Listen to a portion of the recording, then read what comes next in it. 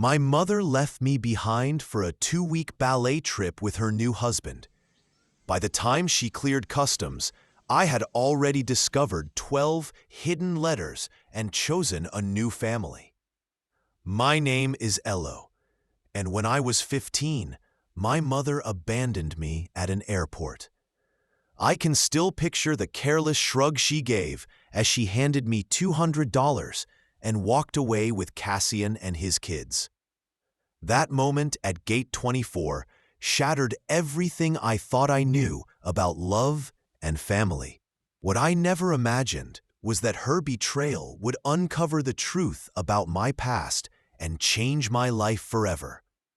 Before I explain how being abandoned at Gate 24 led me to my real family, let me tell you why my mother was shocked when she returned to find my room completely empty. My early childhood memories of her were mostly warm.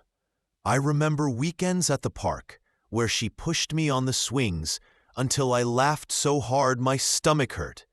On my 6th birthday, she baked a crooked chocolate cake and filled our tiny apartment with homemade decorations. We didn't have much, but it felt like enough because we had each other. Things shifted when I was 8. One afternoon after school, I walked in to find my parents sitting stiffly at opposite ends of our old couch. The room felt heavy as they told me they were divorcing. Their explanation was brief. Sometimes adults stop loving each other. It left me with more questions than answers. That night, I cried myself to sleep, hugging my stuffed rabbit, listening to their arguments through the wall. My mother got primary custody, and my father quickly faded from my life. Our weekends together went from every other week to once a month, then to rare phone calls that grew shorter and sharper. By the time I turned 10, he was little more than a signature on my birth certificate. Life with a single mother wasn't easy. She worked 2 jobs, waiting tables by day and cleaning offices at night. I got used to microwaved dinners and letting myself into the apartment with the key I wore around my neck. Despite the money struggles, our life was steady. I knew the rules, my responsibilities, and that my mother cared about me. At 13, everything changed again. My mother met Cassian at the restaurant where she worked. He was a wealthy businessman who tipped generously and always asked to be seated in her section. I still remember her blushing as she described his sharp suit and how he made her feel special. Their relationship moved fast. Within 6 months, Cassian proposed with a diamond ring so large it looked out of place on her work-worn hands. Before I could process having a stepfather, we were moving into his sprawling suburban mansion, complete with a pool, a home theater, and more bathrooms than I could count. Cassian's 3 kids from his previous marriage already lived there. Aurelia, 14, made her dislike of me clear from the start. Ronan, 12, kept to himself, while Leora, 10, seemed friendly at first, but quickly changed once we all lived under one roof. From day one, I knew I didn't belong. Cassian was polite but distant, saving his affection for his own children. Family dinners revolved around private schools, country clubs, and vacation homes, topics I'd never even heard of. When I spoke, my words about school or books were brushed aside, and the conversation quickly returned to his children's tennis matches or piano recitals. What hurt most was seeing my mother change.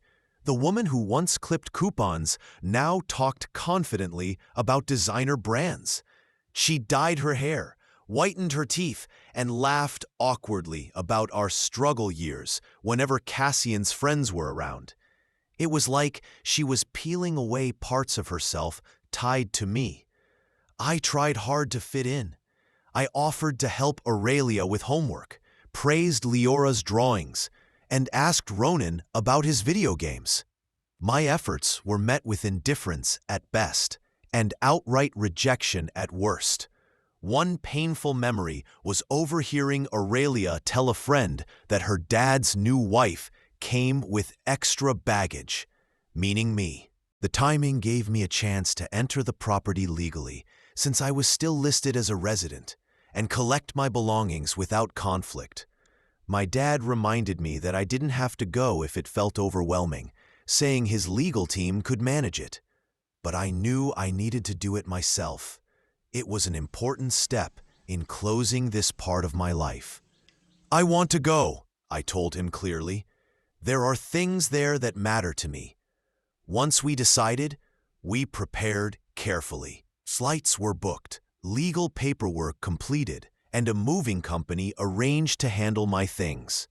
As the date approached, I kept drafting and revising a letter for my mother, trying to put into words the depth of her betrayal and my decision to move forward. 3 days before she was due back from Bali, my father and I arrived at the house where I had been living with her and Cassian's family.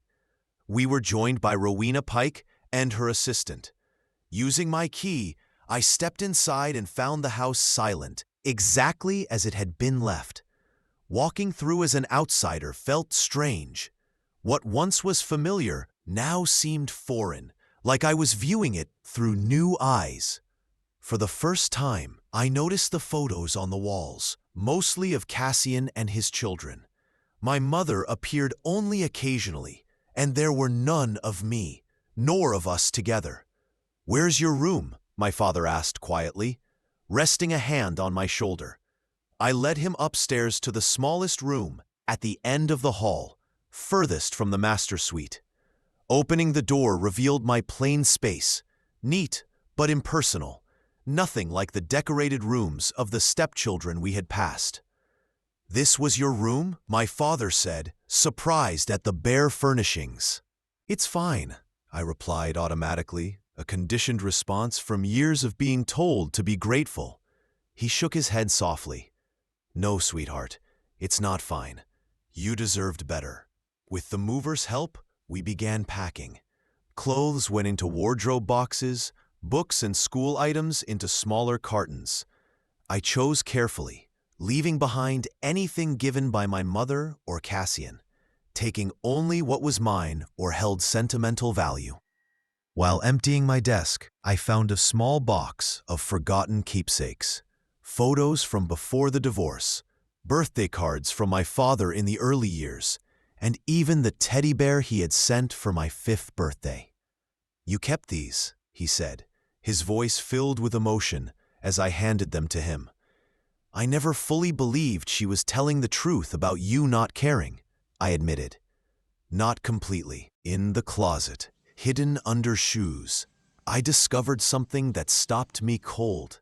A stack of envelopes bound with a rubber band, all addressed to me in my father's handwriting. My hands shook as I opened the first one. A 13th birthday card with a warm message and an unused gift card. One by one, the envelopes proved his ongoing efforts to stay in my life. Cards for birthdays and holidays. A letter with his new address and phone number after moving to Seattle. Photos from his workplace, with notes hoping I could visit someday. "She kept all of these from me," I whispered through tears. "All this time, I thought you'd forgotten me." My father pulled me into a tight hug. "Never. Not for a single day." While the movers continued, I went into my mother's office, determined to understand why she had gone to such lengths to isolate me. Rowena had explained that any documents related to me were legally mine, so I searched the filing cabinet. Inside the divorce folder, I found proof of everything my father had said. Records of monthly child support payments far greater than my mother claimed, deposited into an account I never knew about. There were also court documents showing his repeated requests for visitation, all denied by my mother using false reasons. The most damaging was a draft letter to her attorney, written around the time she met Cassian. It described reducing my father's role as she built her new life, calling me a complication to be managed in order to keep Cassian interested. By late afternoon, packing was complete. As the movers loaded the final boxes, I sat at my empty desk and wrote the letter I had been composing in my mind for days. "Dear Mom," I began. Using mother felt too cold, while mommy felt impossible. I wrote about the betrayal, not only at the airport, but over years of being treated as a burden. I told her I had found the hidden letters and financial records, and that I now knew the truth about her efforts to keep my father away. Near the end, I explained, "I'm choosing to live with Dad, not to hurt you, but because I deserve to be somewhere I'm wanted and valued. I hope one day you'll see the damage your choices have caused, not just to me, but to yourself. I don't hate you, but I need to care for myself enough to leave." I left the letter on the bare mattress, the white paper stark against the blue sheet, and placed the house key beside it. Walking out for the last time, I felt a mix of loss, relief, and finality. My father waited by the car, looking concerned. "All done?" he asked. I nodded, unable to speak past the lump in my throat. He seemed to understand and opened the door for me. As we drove away, I didn't look back, only forward to what was next. My mother returned from Bali 3 days later. Within hours, my phone filled with frantic messages. "Where are you? Why is your room empty? Call me immediately. This isn't funny. Come home right now. I just spoke with your father's lawyer. How could you do this after everything I've done for you?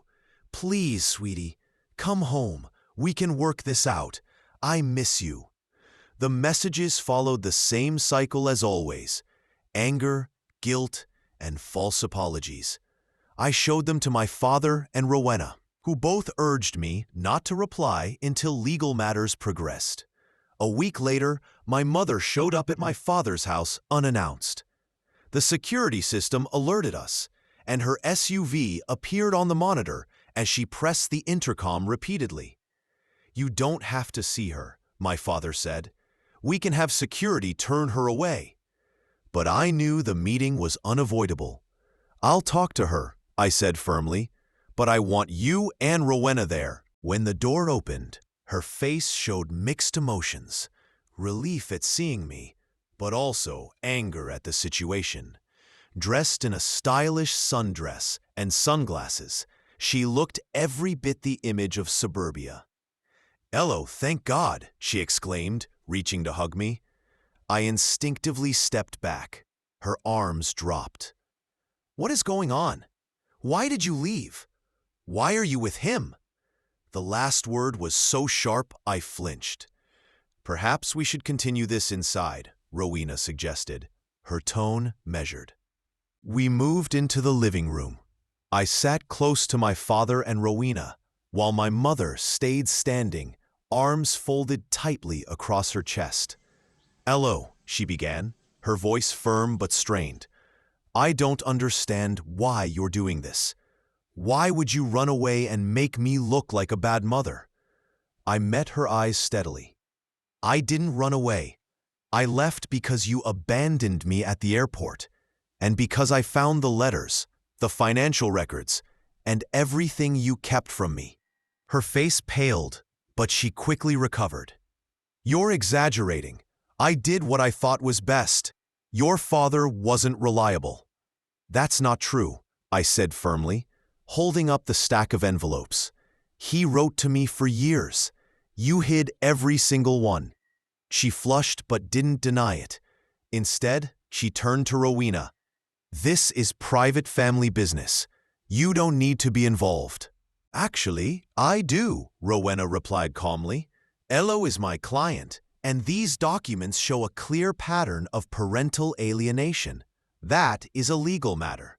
My mother's composure cracked. "Parental alienation? Don't be ridiculous.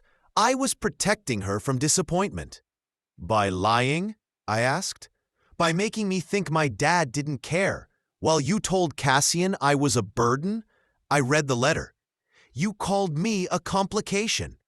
Her lips pressed into a thin line.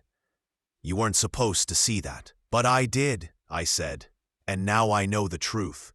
For the first time, she looked unsure. Elo, I know I made mistakes, but everything I did was to give you a better life. Cassian could provide things your father never could. Cassian didn't want me, I cut in. He wanted you without me, and you chose him over me. Tears welled in her eyes, but I felt no sympathy. I didn't choose him over you, she insisted weakly. I was trying to balance everything. You failed, I said quietly, and you lost me. The silence that followed was heavy. Finally, she tried a different approach. Come home, Elo. We can fix this.